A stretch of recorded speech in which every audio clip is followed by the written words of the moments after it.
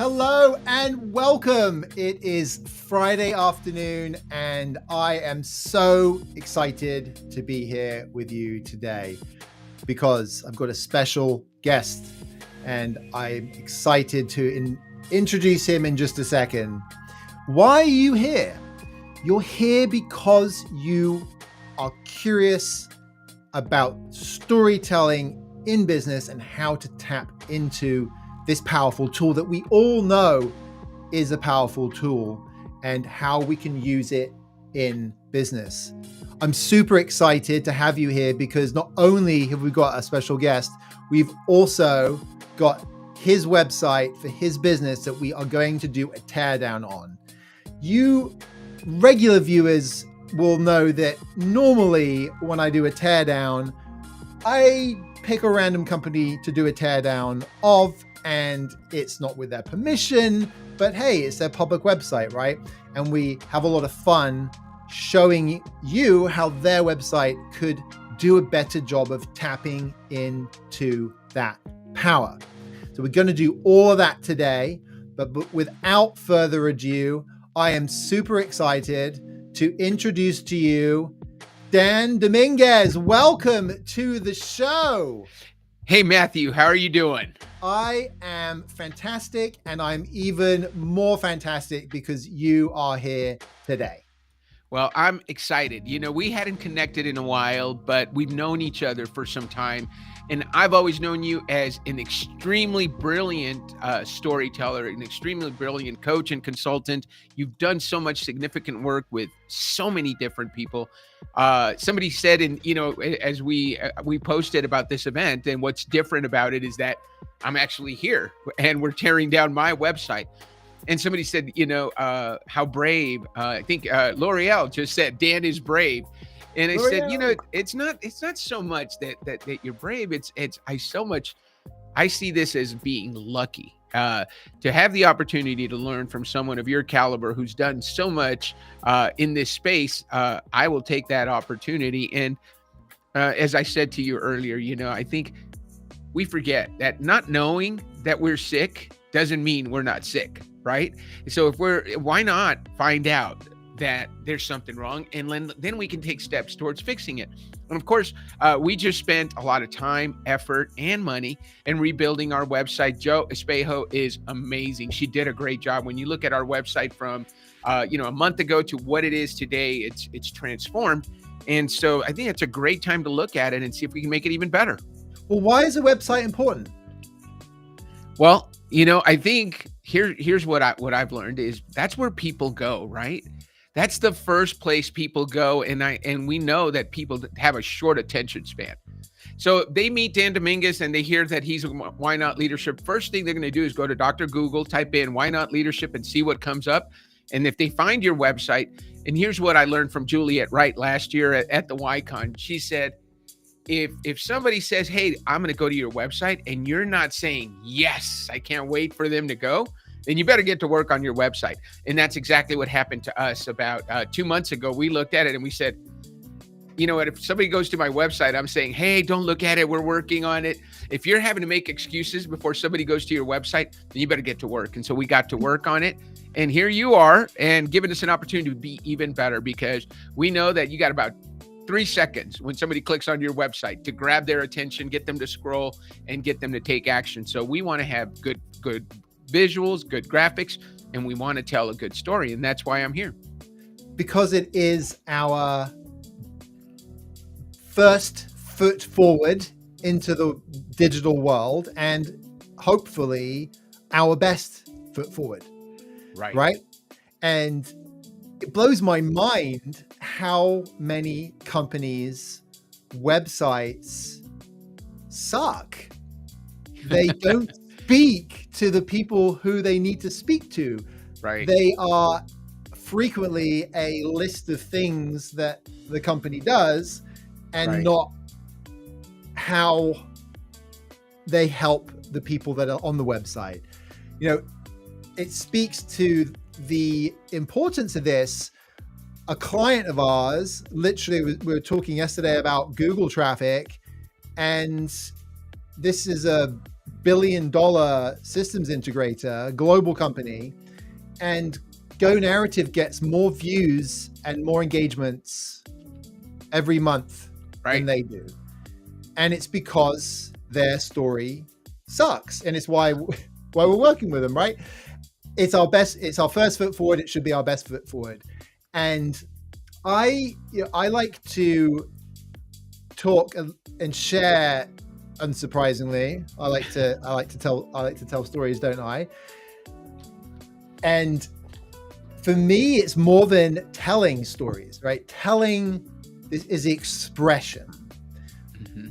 But why do we tell a story? Like, think about the last story you told. It could be a simple little fun story you told to a family member. Like, why did you feel compelled to tell that story, Dan? I think we tell stories I think people remember stories. And I mean, if we think about history, right? I mean, a lot of the lessons we learn are through the stories of people who've done it before. So I can tell Sophia, my daughter, my 13-year-old, you don't want to go too fast. She runs the mile in track and I coach her. So I could tell her, hey, if you go out too fast, you're going to be tired at the end.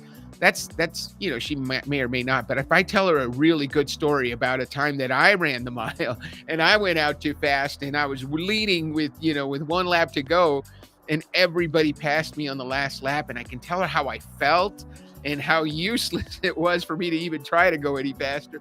And you can put people into the story. That's much more compelling than just, hey, don't do that. It is. And Dan, A star, A+, gold star for that, right?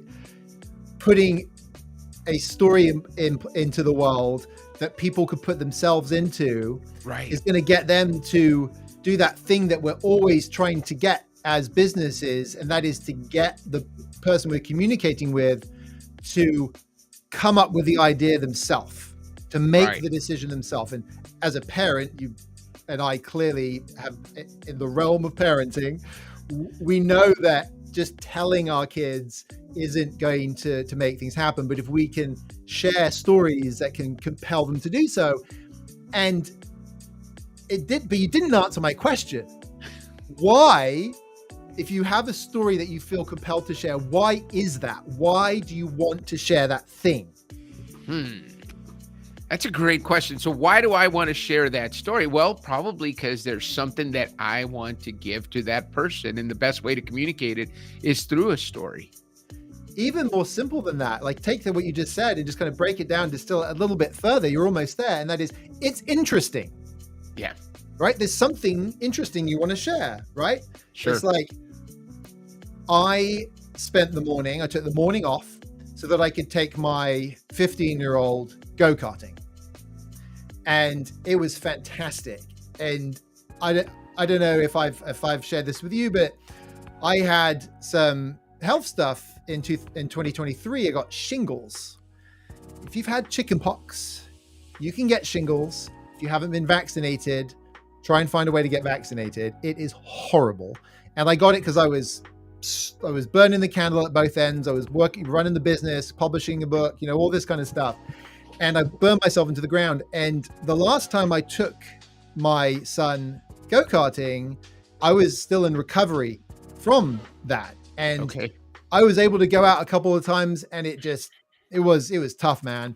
Today was fantastic. Today I'm fit, I'm healthy, and my goodness, I ache. I feel stuff that I don't normally feel, but it was so much fun. And he's better than me, but I'm proud to say that I'm not that much worse than him. And it was great to just be out there and to feel great doing it, to feel that I could use my body doing it.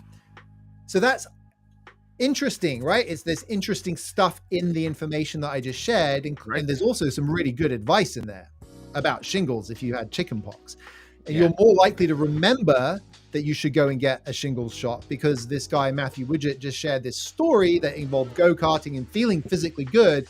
And you want to feel physically good, You don't want to be in the situation that Matthew found himself in with shingles. So it's something interesting, it's something compelling. And that thing is more important than the telling of the thing. Because if you don't have the thing, you can't tell it. And that is what I spend so much of my time talking about. And it's this power of being able to see your story from all sides, right? This 3D representation of your story. And that is a metaphor for me for these 3Ds, which we'll get to in a little bit, but it's the power of knowing your story. And when you know your story and you have that control over the story, and when I say your story, it could be the story of your business. It could be the story of a partner of yours, a customer of yours, your story, the story that you are working on telling, right? It doesn't just have to be your personal story. A lot of power in your personal story, but not just that. And so that is a huge part. If we ladder that back up to like why we do these website teardowns, is because there's a story to be told.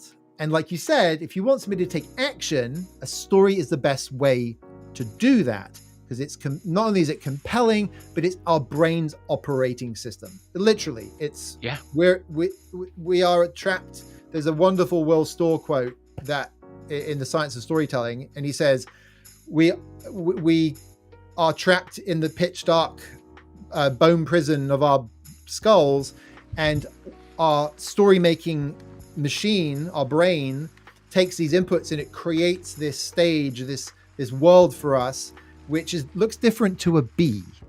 A bee looking at things looks very different. Its brain processes it differently. But the human brain, a part of what the human brain is a story engine.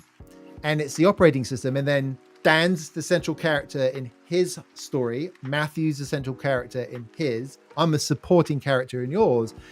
And if we think about it like that, we really start to connect with the people that we're trying to connect with. So if you're on this stream today, looking to get some ideas about how you can get better at storytelling, the first thing I'm going to tell you is get better at story knowing, story listening, story looking, understanding that story. And that's exactly what we do on these streams, because when we tear the web page down, we're looking for the bits, these 3D bits, and we're identifying where we're good, where we could do better. And you're kudos to you for saying, sign me up and let me go through the process. Well, I think you were going to do it anyway, so I said, why not be there, right? We needed to be together for this. I think it's going to be a lot of fun. Exactly. Well, I can tear down anybody's website, whoever I want, right? Right. There's been some pretty funny. On Valentine's Day, I did a flower website. Terrible storytelling. I was like blown away. I actually thought it was going to be one of the ones where I was like, this is a great example of great storytelling. And it is terrible. Fun fact for the data junkies out there. Yeah. You can A/B test this stuff. And I have. And we see upwards of 4% engagement rates, more views, more clicks. People stick around for longer. It's why we have more. Our boutique marketing agency gets better traction on Google than $1 billion SI because of storytelling. So you can test this, and I would encourage you to do so. Yeah, I love it. I got into this because I actually got hired by a friend of mine and also Go Narrative part-time colleague, our advisor, as a story strategist advisor, Fred Studer, who I actually did a presentation with in the Bay Area a couple of weeks ago. He hired me as chief storyteller for Microsoft Dynamics back in 2012. And I was super excited. I'm like, yay, I've written novels. I love storytelling. I keep a diary. In fact, I've got like, since 1990, I started doing it every single day. Turns out there's less people that do that. I've done that for like over 30 years than have Nobel Prizes or gold medals at the Olympics. Wow. So you are in rarefied atmosphere. So I hope you love that. appreciate it. So I've been trying to digitize them, but I love storytelling. And when I got the job, I was like, yay, fantastic. I'm actually going to get paid for it. And I sat down to get the job done, and it was like, oh man, like what well, I can't find, and nobody's got like the right tools. That's always, I learned this from a mentor of mine. I always find if somebody's built the tool first. Sure. Like everybody today is going to learn about the power of 3D story. You don't have to do this because I've already spent over a decade figuring it out. And so I go out there, I try to find some tools, couldn't find any. So I panicked. I'm like, oh my gosh, like, what am I going to do? It's okay, Matthew. I'll be story interpreter. I'm getting paid to do that. So it's all good. But I don't want you to panic. I don't want anybody who's joining us today to panic. There is a way through this.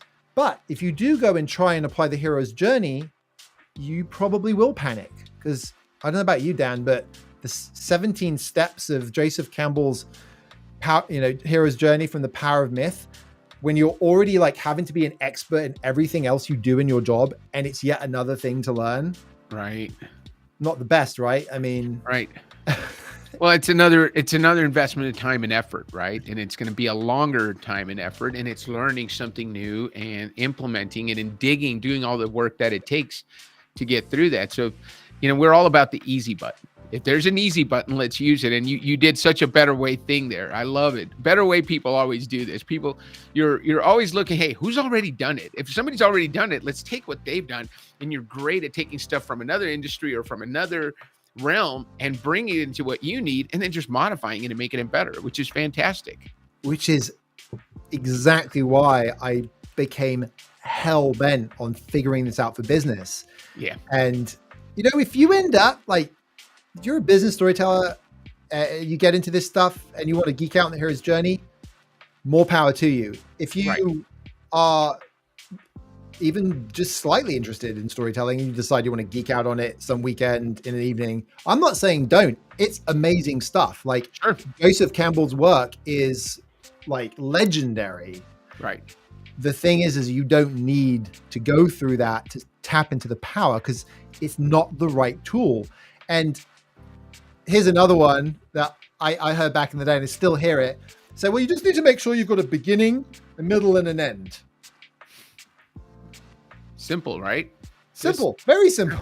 Yeah. It all started. But where? Where do we start? How far back do we go? Who are we including? Why are we including them? Like, what happens in the middle?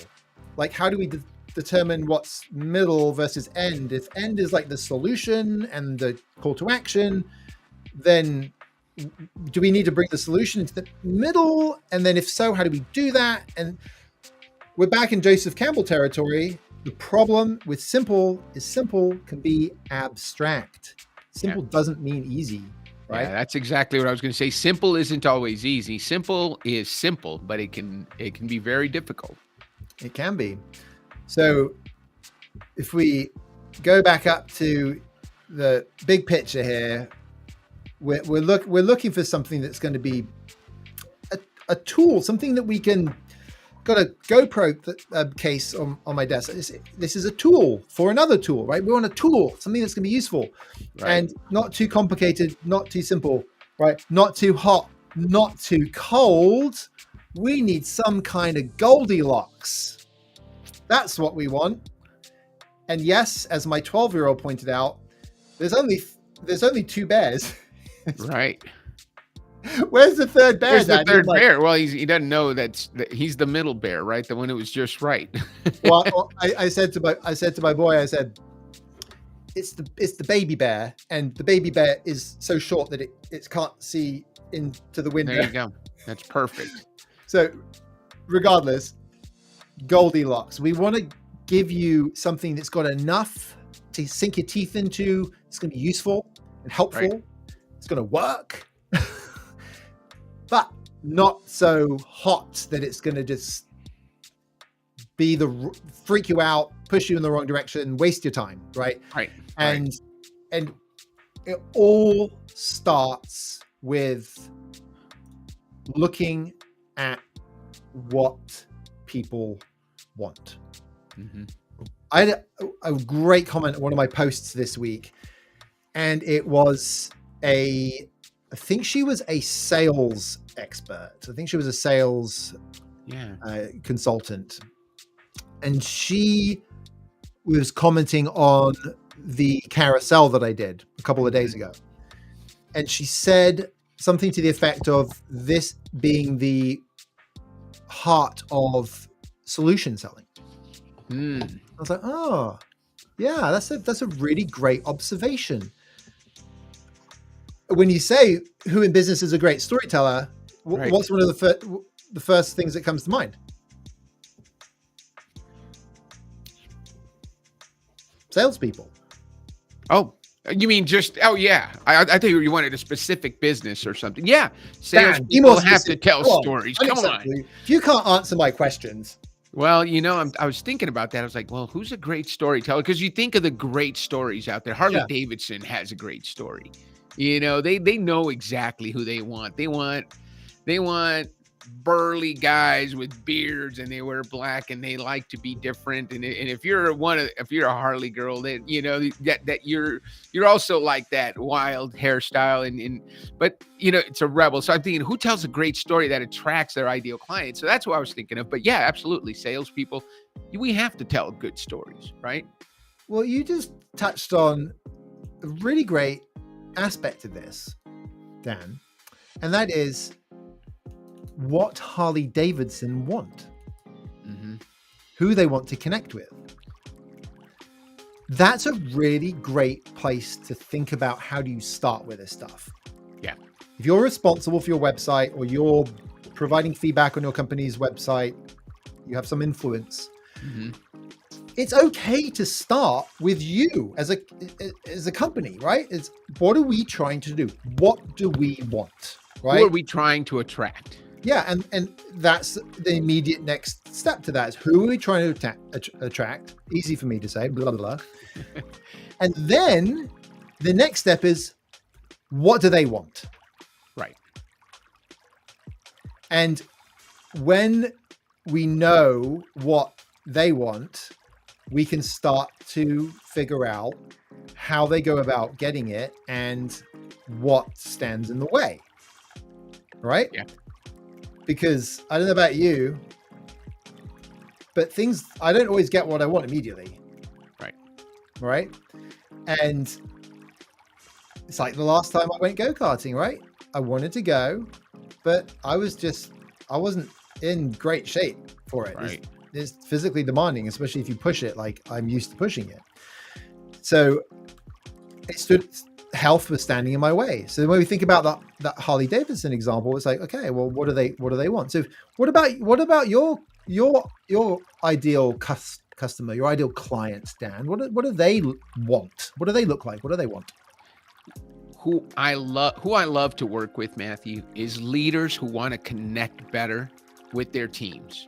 So they're leaders because they either started a company themselves. They probably were solopreneurs at one time. So, they had an idea and they ran with it, and it grew. And now they've got a staff of 20, 30 people, and they weren't really looking to be leaders, right? They were, let's say they came up with a software idea. So they wrote a great program and it started selling. So then they needed to hire salespeople, and then they hired coders, and now they've got a big team and they got a marketing department, but they never really thought in their development, hey, I need to learn how to be a better leader. And they're asking themselves, why can't I communicate the way I need to? When they see other people leading excellently, right? I want to be like that guy. I want people to want to run through a wall for me. And so how do they do that? Well, you've got to connect with people.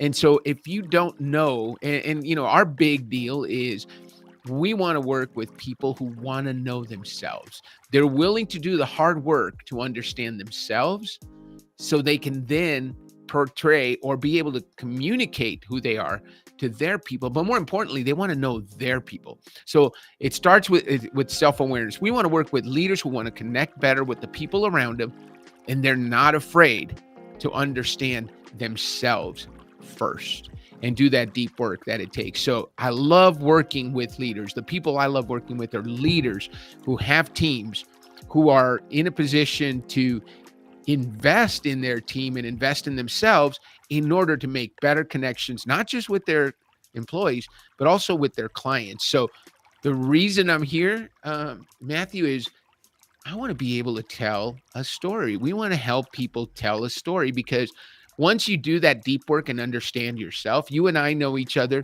I know who Matthew is. He's a guy who loves to challenge the status quo. He's a guy who likes to make things clear and understandable, and he's a guy who likes to find better ways to do things.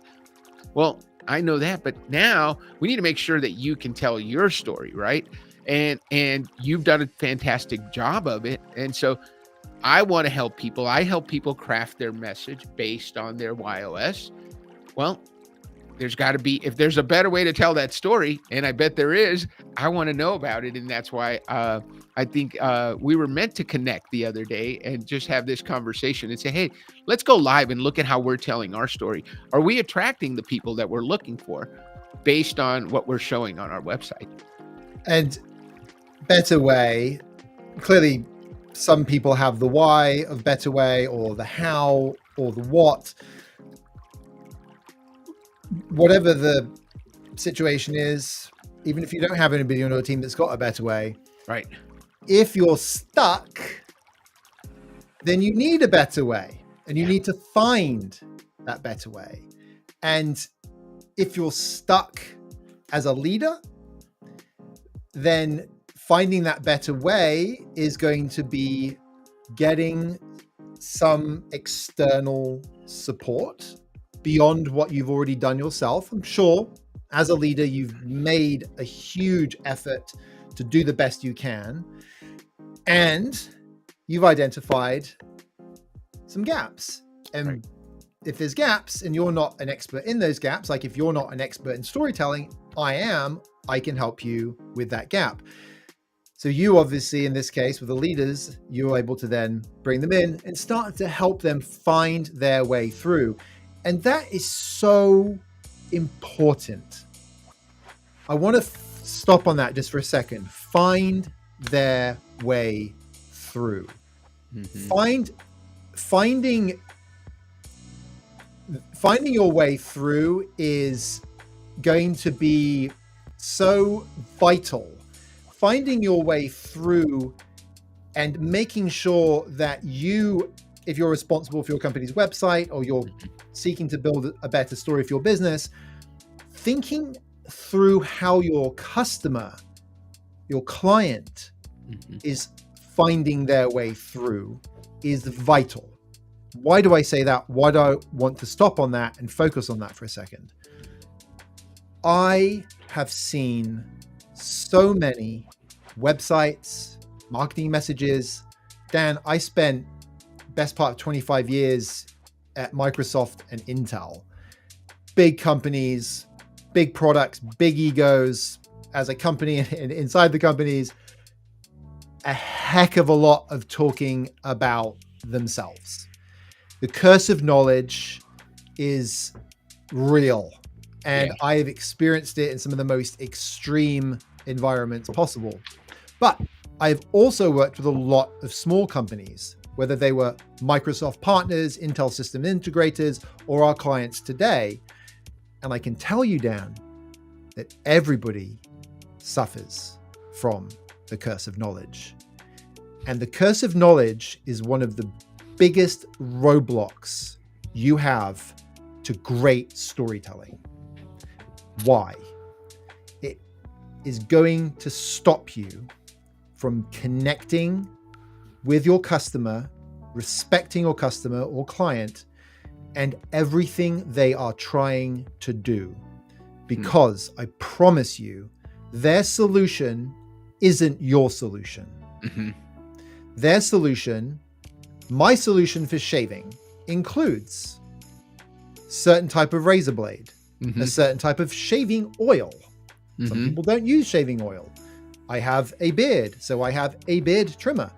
Right. I actually cut my own hair. I have cut my own hair, styled and all the jazz. Since COVID, I've not gone and had a professional haircut for like 5 years now, which I think that's worth, I think, this is what I'm going for. And this is what I used to pay 50, 60 bucks for a pop. Right. And so if you were to spread it out even further, like I've got a tool that I use for that, right? But the point is, if you're Dorco razor blades, who are the original suppliers for Dollar Shave Club, and I found out that you could get them cheaper by not subscribing to Dollar Shave Club. Dorco run the risk of having the shaving solution, right? And that's a curse of knowledge. You spend so much time thinking about razor blades, designing razor blades, understanding the soft little bits and the moisturizing bits and the number of blades and this, that, and the other thing. Curse of knowledge. By starting with the customer's desire, the heart of the customer, moving through and understanding their difficulties, right, and then figuring out how they're trying to untangle that is the foundation for great storytelling. And that is the power of 3D story. And that is what I call desire, difficulty, and denouement. Denouement, fancy French word, translated to English, means the untangling of the knot. And you can't untangle that knot if you're stuck in the curse of knowledge. If you do, you will get your scissors, because you make scissors, and you will cut through the knot, and you will be 10-year-old Matthew watching his kite fly off into the wild blue yonder and never seeing it again. And so many companies do that, Dan. So many companies I've seen just constantly. And my mission for storytelling, in part, is a mission to try and stop this, to help people not do it, and to help people connect better.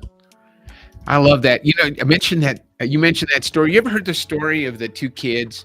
And it's why it's so important to listen, right? There's the two kids are fighting over an orange. It's a girl and a boy, and there's one orange, and they both need an orange, and they're fighting. And mom comes in and says, "Hey, what's going on? Why are you guys fighting?" Well, Johnny has took the orange, and I need it because and Johnny says, "Well, I got it first, so it's mine." And mom says, "Well, hey, why don't we let me solve this." She takes the orange and cuts it in half, and they each get half. But you didn't ask a question, and the question that would have been important to ask is, "What do you need it for?" Because Johnny wanted to eat the inside of the orange, and his sister needed the orange because she needed the zest for her recipe for the cake she was making. So if we take the time to ask the question, you could have given her 100% of the zest, and you could have had 100% of the inside of the orange. So they both would have been twice as happy than they are, because they both have half, and he doesn't want the half that she needs, and she doesn't want the half that he wants. So I think it's so great that you brought that up, asking those questions and really listening before we provide a solution is so important. It is. And it can seem so basic, right? Listen. Yeah. It's why the solution selling comment rang true for me as well. Yeah. Right? Because salespeople are trained to do what, right? You got two of these, one of these, use them in that proportion. Right. So Dan, we've reached 0 hour. Have you steeled yourself? I'm ready. Ready? Yes. What are you hoping to get from what we're about to do? Well, as I said it on LinkedIn earlier in the week, and I said it even when L'Oreal made her comment. This is such a great opportunity. I consider it's not the hot seat, as someone said. It's the lucky seat.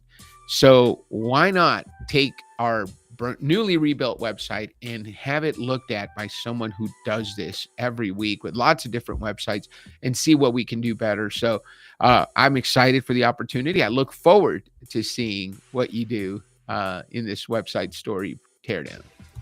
Brilliant. Well, without further ado, then let's have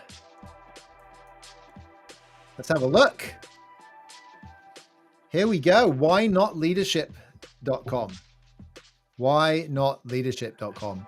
And as you and I know and love, why is a big part of what we do. If you remember our first conversation or conversations, which 4 or 5 years ago. Yes. 5 years ago. Yeah. It was a long time ago. I heard about the Why Institute from a mutual friend, professional sort of fellow traveler of Gary's, Gary Sanchez, who founded the Y Institute, Dr. Gary Sanchez. And I was immediately hooked because I was talking about why all the time, because why is such a big part of the story. Like, go back to like what I said about the telling and the thing. Right. If there's no reason to care, there's no why, it's not a story, right? Right. And so you and I both fell in love with this, and you approach it quite differently to I, and that's cool because we're fellow travelers, and our mutual clients can benefit as well from the different approaches that we take. And here we have your beautiful new website. First of all, looks great. Second of all, branding colors. If I turn this off, we'll see get a glimpse of your microphone there. You're on brand. Yes. And sometimes you'll even have red socks on just to make sure it's snappy and snazzy. I should have worn the red socks and I would have shown them to you, but they're not red socks today, but they are black. So red and black, we're on brand. There we go. We obviously coordinated very well on the branding colors. You got the email this morning. Exactly. So here we go. Here we have your website. As we look at this, I want anybody who's watching this to imagine your website, because a lot of what we're going to cover here is applicable. Mm-hmm. Everything apart from maybe the specific subject elements. So tell me, Dan, about why you've got above the fold here, what you've got, and why it's important. Yeah. So we start everything we do at Why Not Leadership starts with self-awareness. Whether, we use the YOS, we use Colby, if you've already taken a leadership assessment and you're really comfortable, you've used Strength Finders, you've used DISC, we want to talk, okay, what do you know about yourself? Because as I said earlier, our ideal client understands that at the end of the day, as the leader in the organization, they've got to understand who they are before they can help anyone else. So that's why we say lead with awareness. How do we maximize potential? Well, when we lead with awareness and we lead with team awareness. So it's good when you know yourself, but it's even better if Matthew and I are working together and Matthew works for me. I want to know what his drivers are. So if I can learn that Matthew is driven by challenging the status quo, looking at things and getting clarity and then finding better ways, I can make sure that I put him in a place where he can use those gifts. And again, it doesn't matter whether you're using the YOS, we're using DISC. If he's an ID, I want to put him in a place where he can influence and drive and be around other people. If he's whatever assessment we use, we want to maximize our potential by making sure we have people in the right seat. And my why is contribute, Matthew. I'm all about impact. I think that if we put people, that's why we say drive impact. If we put people in the right seat on the bus where they can thrive based on their working in their zone of genius, then your impact is going to be felt. The other thing we talk about a lot is that platinum rule. The golden rule says talk to people treat people the way you want to be treated. Mm-hmm. The platinum rule says treat people the way they want to be treated. Right. And if we can do that, that's why that's why the headline right below that says your business thrives because of the people behind it. You can have a great business, great processes, great product. You can take it up. You can increase productivity and profit just by learning your people and helping them be more productive and be more in their zone of genius. That is a lot of truth in what you said there. And I'll riff on your comments around whether it's Strength Finder or the Y Institute. Dan and I are both certified Y coaches, so we can help with that. We can help you understand your why. The way that we do it at Go Narrative is we have that be a part of your story discovery process when we're working with you to rewrite your story, right? Capture it and put it down on paper. And obviously Dan's sharing how he uses it. You mentioned a couple of other tools, and it makes me think of the reason why this is a truth is an experience I had a couple of weeks ago when I was presenting and doing is a very light workshop when you're doing it for 300 people Right. in a room. And the audience were accountants, analysts, lawyers, so legal counsel. It was a lot of that vital connective tissue of an organization, but not the product people, like not the sales people or the marketing people, like not the people who are either building the product or working to get it out to market and sell it, but the people who make all of that possible. And as we were preparing for it, the team were very much focused on the diversity of roles and personality types that we have in the audience. Because whilst you might skew in one direction when you've got more finance people and IT people in a room than you would with, say, marketing and sales, you still have a very diverse group, because you do get the IT folks who are challenge the status quo and have a lot of ideas and a lot of passion about what they're doing, and in the other roles too. But you also do very much get folks who are trying to learn in very different ways. And so the fact you said that like rings true for me is that truth, which is people learn in different ways. And what I'm hearing you say is your ideal customers find themselves in a position where they're saying, I care about my people, but something is not quite clicking. Right. So when I look at a website, when I hear a strange sound. Sounds like rain. What is that sound? Is that your background music? Because we had some great background music a little while ago. It's the background music. It was. So it turned into like crickets chirping. There we go.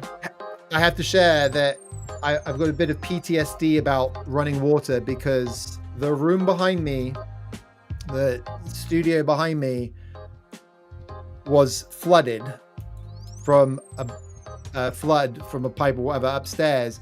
And I was working and I heard a sound that sounded very much like that track, whatever it was doing. So that's a little, another little story, but we won't go into the details there. Yeah, that's good. But the way that people learn is different, and I love what you're talking about there. So what I do when I look at these websites to do a teardown is I'm looking for a couple of key things. First of all, I know what I'm going to see. I know I'm going to see a lot of me, right? You're actually doing a really good job of not doing that above the fold. You haven't done that at all. And in fact, gold star, because you've got lead with awareness, maximize potential, drive impact, leaders who want to have an impact and help their people have an impact, leaders who want to help their people maximize their potential, and this idea of being able to step outside, hit pause, stop, look and listen. Great advice, not just for crossing the road, but for life in general. And you talk about their business. Your business thrives because of the people behind it. I'm serious when I say gold star on this, because whilst I've got some things that we're going to talk about, you have taken a step that so many businesses, $1 billion as well, that don't get this. They're not putting the customer at the center. And it reminds me of an Office episode, the original, the English Office. Yeah. And they're doing the training, and it's like, what's the most important thing for your business? And David Brent is all like, he's like, it's the people, right? And we'd love to have David Brent. You should find a way of hiring. It's probably too expensive now, but the David Brent character going through your training would be a great. That would be. Oh, I would love that. And he's like, it's all about the people. And then the trainer's like, the customer. Yeah. And you're putting the customer at the center, front and center. And then you mentioned we help founders, executives. I'm not going to beat you up on that at all, because you're building on what they've seen above the fold. What I'm not seeing is any of what you shared about the situation that they find themselves in and how they feel about that. Use a real, remove names to respect privacy, of course, but use a real story if you like, of a real customer. What do they say when in that first meeting when they come to you? What are some of the things that they express? Yeah. Well, I will tell you, I have a story, and this is and we have his permission. He's a physician that we worked with here in Albuquerque.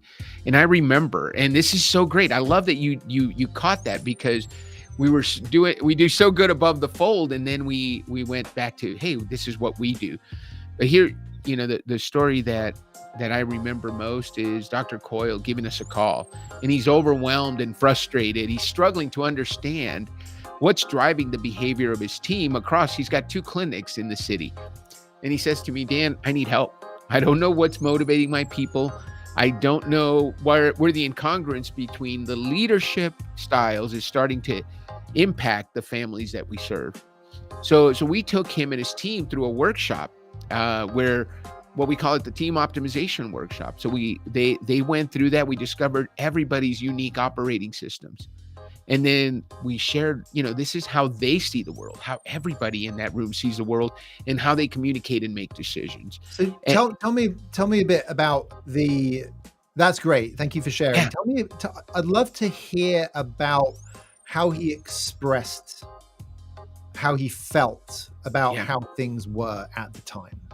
Yeah. Well, as he said, Dan, I need help. I'm frustrated. I don't know. I don't understand why what I'm saying isn't being interpreted the way I mean it, and why it's not being implemented. How can I have one clinic that's running so smooth and another one that's not getting everything done the way, and it's the same instruction? And we know that, right? How we communicate it's not so important what we say, it's how it's being received. And that was the real frustration. And that's what I was looking for, right? The words you were using there, frustrated, didn't understand, confusion. We could even extrapolate a little bit further, and we could say there could well be anxiety in there. Overwhelmed. Right? Overwhelmed. Yeah. And one of the core things that I frequently find myself coming up against when we talk about storytelling in business, and the finance crew that we presented to and helped in that light workshopping were a really good example of this. And that is, there's a perception about storytelling as being this thing that's fluffy. Yeah. That emotions and using emotions in communication is fluffy. And it's not just just to kind of frame finance as being very practical and needing frameworks and functional, not fluffy, is how I would probably would frame that. And it's not limited there, right? It's if you're the CEO of a business, I hear it from CEOs too. And I'm here to say that when you start talking about things like overwhelm, anxiety, frustration, these are emotions. Mm-hmm. These are the types of things that your clients, my clients, any business, that your potential customer experiences these emotions and other types of emotions. And that's what you are being paid to help with. You're being paid to remove those feelings, because we don't act unless we feel something. Right. Whether it's a splinter in our finger needing to be taken care of, we feel the pain, or the desire of going on the beautiful vacation, right? It's the feelings that are driving us to do these things. And frustration, overwhelm, these are really good places to start thinking about the difficulty that your customers have. So if we pull your website back up here and we have a look at it, we say, okay, so I'm not going to beat you up for a little bit of we help here, but I am going to acknowledge what you said, and that is that we now talk a lot about what we do, right? Yeah. Leadership coaching, team workshops. So we'll kind of look at this as a holistic kind of thing. What could we change here? So I'm already, my mind's already. I love this, Matthew. This is so great. And it's so interesting. It's like you and I were talking as we were preparing for this. We're talking about muscles. Yes. Right. What did you say to me about muscles? Well, I just started, and like yourself, we're at an age where, if we don't use our bodies, if we don't take care of them, they start to break down. So I use the example, we're doing a website breakdown. Well, when we talk to bodybuilders or any kind of athlete, you get the way you get bigger. The way you make muscles bigger is by tearing them down. When we're working out, when we're lifting and you want to make your biceps bigger, there's a process that's happening, right? Where you're tearing the muscle and then you let it heal and then it grows bigger, right? And if you want to run faster, you run and you're actually tearing muscle in those legs, and it's a little micro damage, but then those muscles grow and you can run faster. You have to go through that process, and it's painful, but you have to understand that to get to the prize, you have to go through the pain. And so that, I think that's why I was so open to this, because I've already got an idea of something that I teach that I forgot to do here, because it could be very simple to change that sentence in the middle to say, instead of saying, we help founders, executives, we could say, are you a founder, executive, or established leader who wants to maximize your potential through coaching, workshops, and keynote speaking? Are you someone who's centered on people first? And now we're asking questions and we're getting people to interact and answer, right? So how simple was that? And, it's an investment in time, but a solid investment.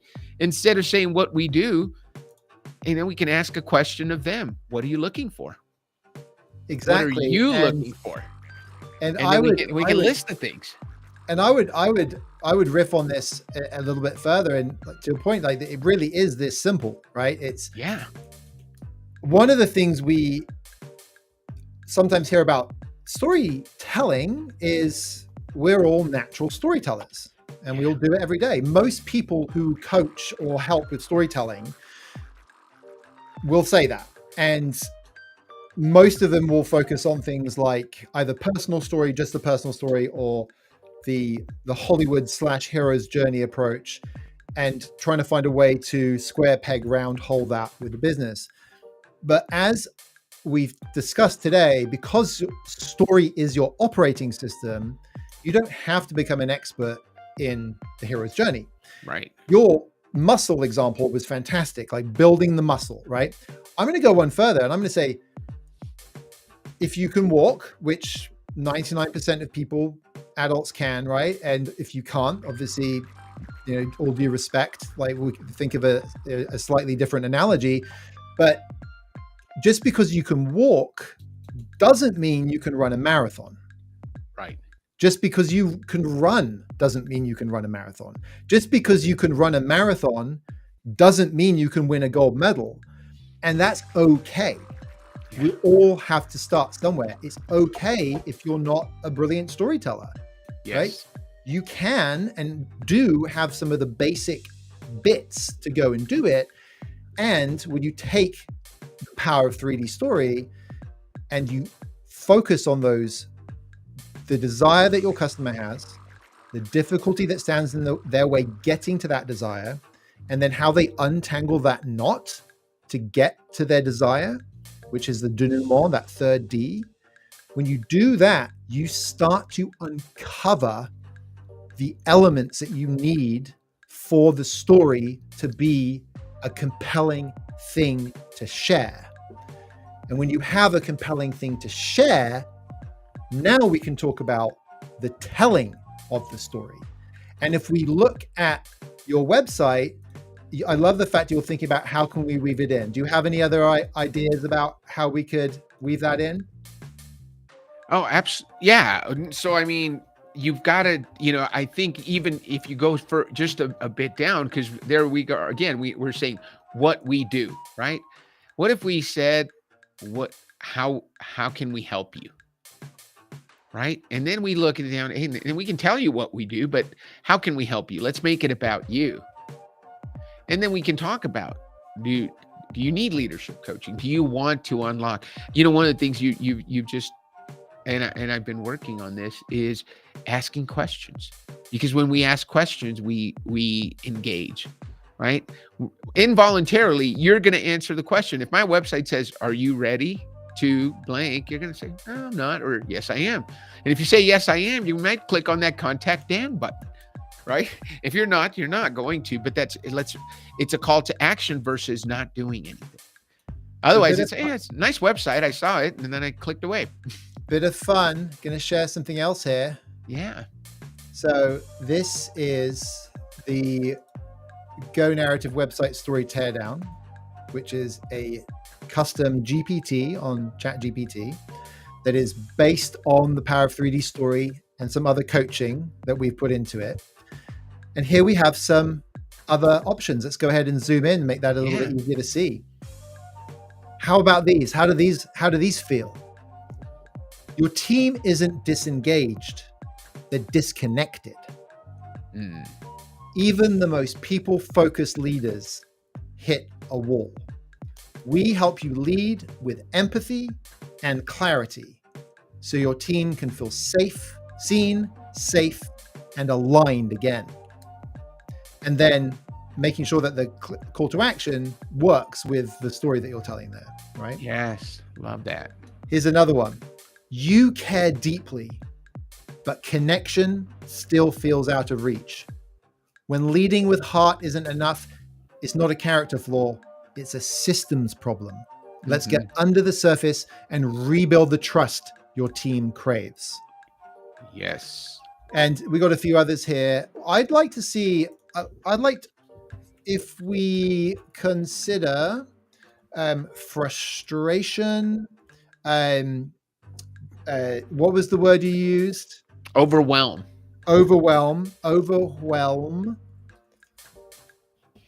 and anxiety without overplaying our emotional hand. Think emotions as feelings. I can't spell. Fine, I'm dyslexic, so sue me. Feelings as felt in the body. How can we level this up a little bit more? 3 more options, please. Okay.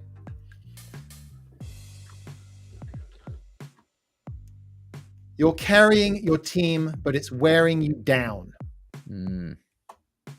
That tension in your shoulders, it's not because you were go-karting like Matthew was earlier today. Right.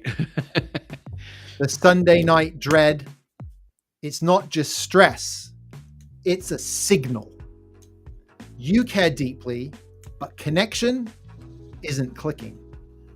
We help people-first leaders move from emotional labor to real team trust.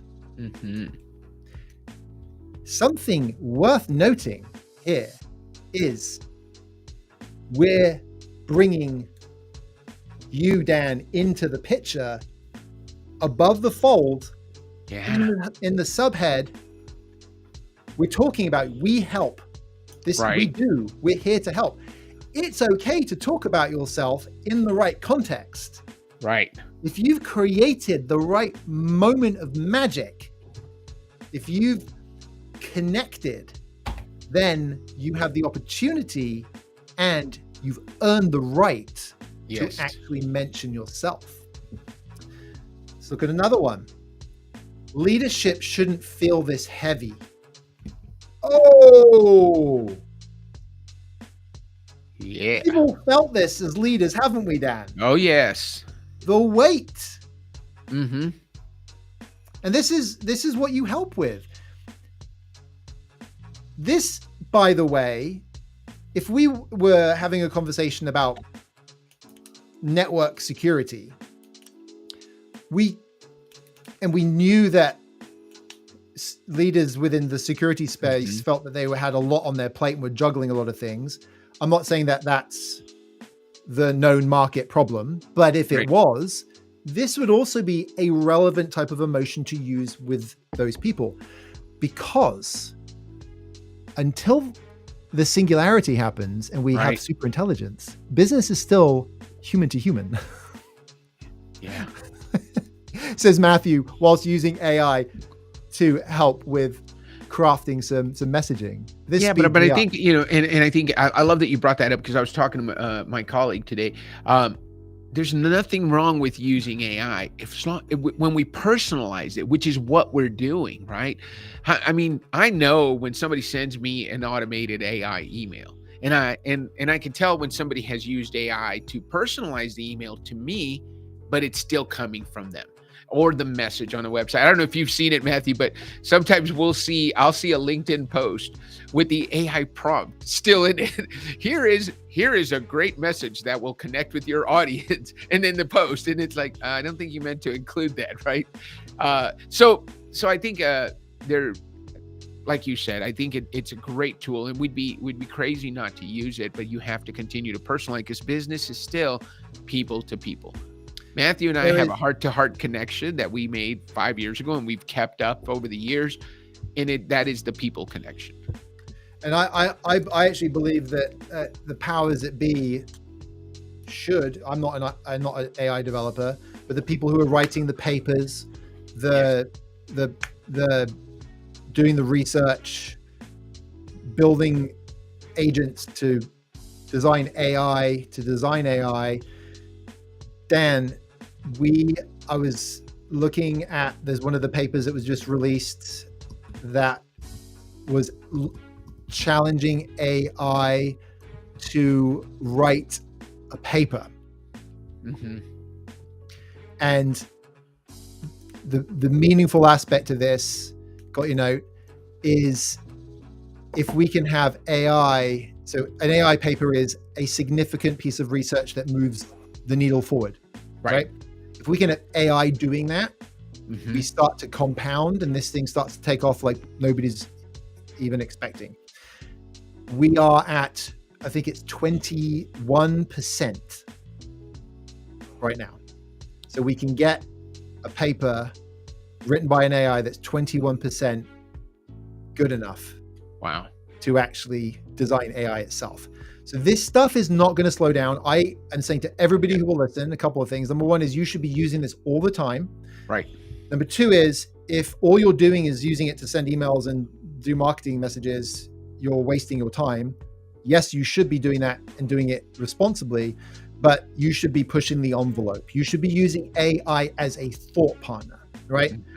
When I was onboarding a new employee this week, I had AI act as an HR expert specialist and ask me questions about what I was planning on trying to do so that it could coach me on preparing for that meeting. Best onboarding that I've ever had, because I was leveraging it as a thought partner. But it's a partner, you still need to do the thinking. We're doing the thinking with what we're looking at here. When we look at option 6 and we see you've done everything right, so why does it still feel wrong? You've tried empathy, feedback sessions, team offsites, but something's still off, and you feel it every day. So Dan, we could just keep on going with how to amplify and build and tune, right? We've taken your website, we've taken the story teardown, we've taken our conversation about your ideal customer as a part of this, as we did in the prep, and then we did some live. What do you think? I am so impressed, Matthew. It's one of those things that sometimes you're so close to it that you don't see it, right? And I would have probably, and again, life, right? Work gets in the way. We're thankfully very busy. We've got a couple of big keynotes coming up. We've got some teamwork that we're doing. We've got a couple of individual clients that we're working with, but you look at yourself and you say, I should have caught that. And it goes back to the reason we exist as coaches, right? Because even the best in the world need coaches, and I'm nowhere near the best in the world. And so I will always take the opportunity to learn from someone else who works in that space, because, if Tom Brady, who won more Super Bowls than anybody in the world, had a coach, right? He had a coach.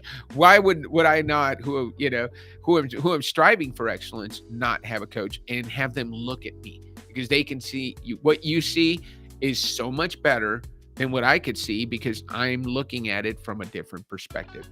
And that's the importance, I think, that I saw.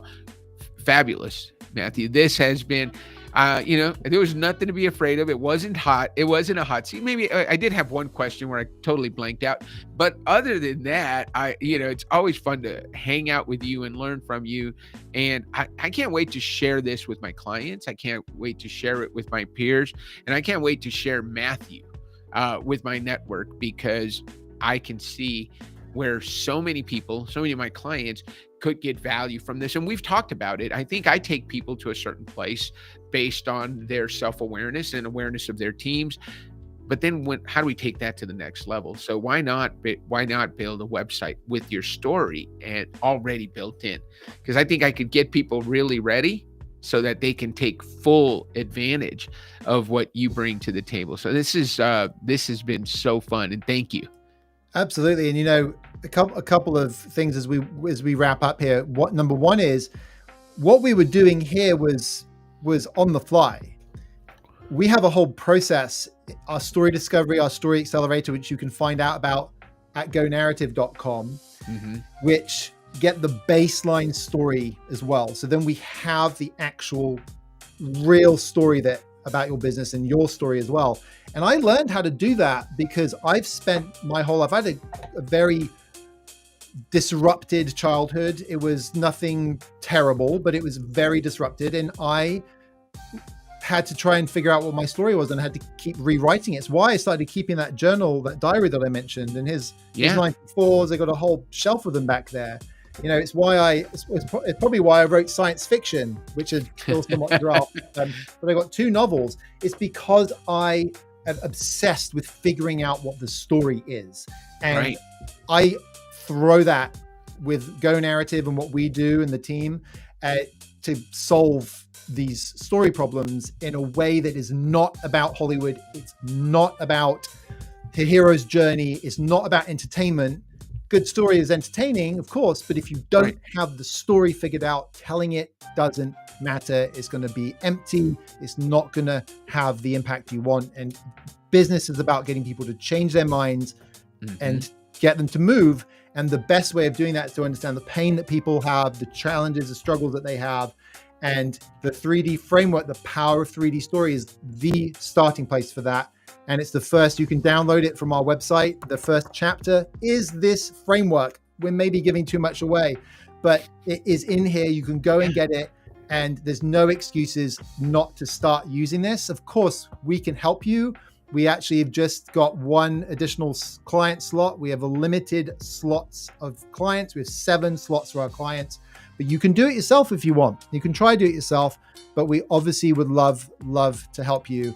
And Dan, it's been an honor having you on the show. If anybody has any questions about what Dan and I have said, shoot us an email at gnhelp@gonarrative.com, or you have any other things you want to talk about on the storytelling side of things.